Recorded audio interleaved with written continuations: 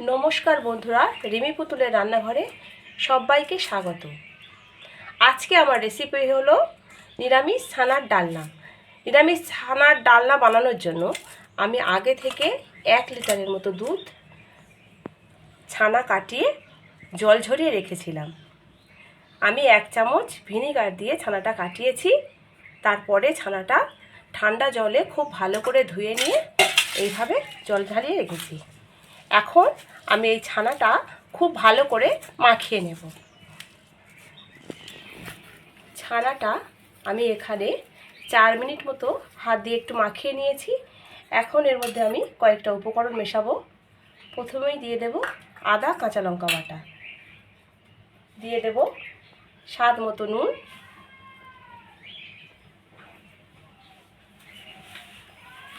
দিয়ে দেব খুব সামান্য একটু হলুদের গুঁড়ো, আর দিয়ে দেব কাশ্মীরি লঙ্কার গুঁড়ো, কালারের জন্য দিচ্ছি। সব শেষে দেব স্বাদ আনতে সামান্য চিনি। এই উপকরণগুলো দিয়ে এখন আমি ছানাটা খুব ভালো করে মাখিয়ে নেব। সমস্ত উপকরণগুলো ছানার সাথে ভালোভাবে মাখিয়ে নিয়েছি। এখন আমি এর মধ্যে থেকে এই রকম ছোট্ট ছোট করে লেচি কেটে নিয়ে হাতের মধ্যে এইরকম একটু রাউন্ড শেপ দিয়ে হালকা করে এইভাবে চেপে দেব। আর এই একই রকমভাবে সব ছানার ভিতর থেকে এই রকমভাবে বানিয়ে নেব।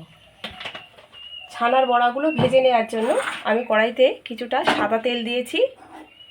তেলটা গরম হয়ে গেছে। এখন বড়াগুলো ভেজে নেব। বড়াগুলো দেওয়ার সাথে সাথে কিছুক্ষণ একদমই নাড়াচাড়া করব না, বেশ 2-1 মিনিট এইরকমভাবে ভেজে নেব একদিক, তারপর এগুলোকে উল্টে দেব।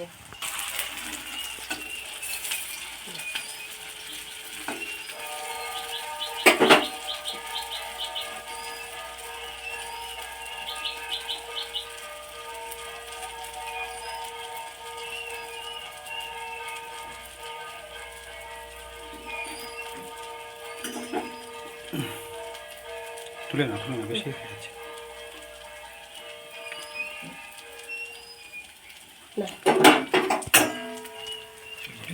হ্যাঁ, গ্রেভিটা বানানোর জন্য আমি একটা মশলা বানিয়ে নেব।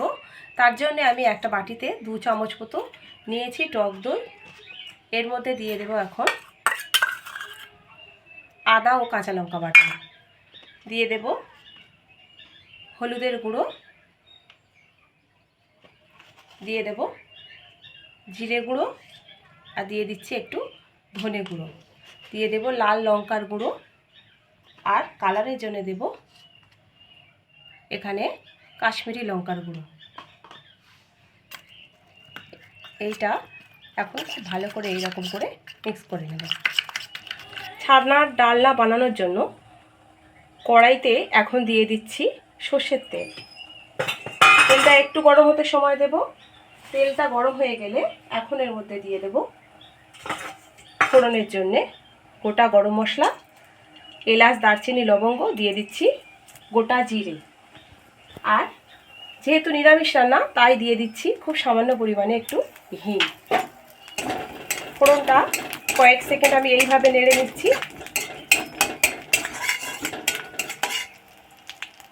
এখন এর মধ্যে দিয়ে দেব একটা মিডিয়াম সাইজের টমেটো। টমেটোটা খুব ভালো করে আমি কষিয়ে নেব যাতে এর মধ্যে থেকে কাঁচা গন্ধটা বেরিয়ে যায়। এটা খুব ভালোভাবে আমি কষিয়ে নিয়েছি। এখন আমি এর মধ্যে টক দই দিয়ে যে মশলার উপকরণটা বানিয়েছিলাম সেটা দিয়ে দিচ্ছি। আমি এর মধ্যে কয়েক চামচ গরম জল মিক্স করেছিলাম যাতে মশলাটা না পুড়ে যায়। এখন আমি এই মশলাটা বেশ কিছুক্ষণ এইভাবে কষিয়ে নেব। মশলাটা কষিয়ে নেওয়ার পর এখন আমি এর মধ্যে দিয়ে দিচ্ছি স্বাদ মতো নুন। এবার দিয়ে দেব মশলার বাটি ধুয়ে 1 বাটি গরম জল।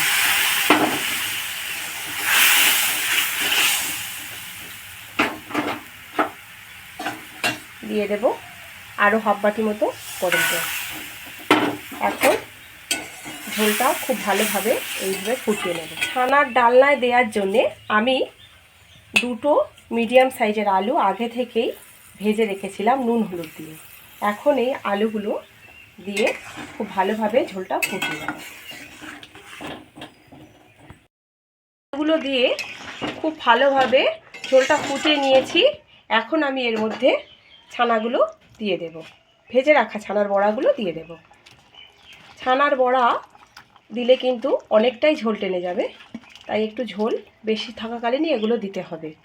ওপর থেকে দিয়ে দিচ্ছি দুটো কাঁচা লঙ্কা, আর দিয়ে দেব 1 চামচ চিনি।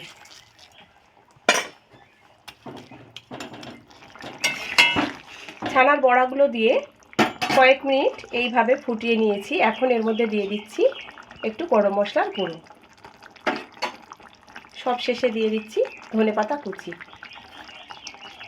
কয়েক সেকেন্ড আমি এইভাবে ফুটিয়ে নিয়ে রেসিপিটা আমি নামিয়ে নেব। তো বন্ধুরা, তৈরি হয়ে গেছে আমার আজকের নিরামিষ রেসিপি ছানার ডালনা। ভিডিওটি পুরো দেখার অনুরোধ রইল। আর যদি ভালো লেগে থাকে লাইক শেয়ার কমেন্ট করে জানাবেন। চ্যানেলটিকে সাবস্ক্রাইব করে আমার পাশে থাকবেন। আজকের মতো এখানেই শেষ করছি। ভালো থাকবেন, ধন্যবাদ।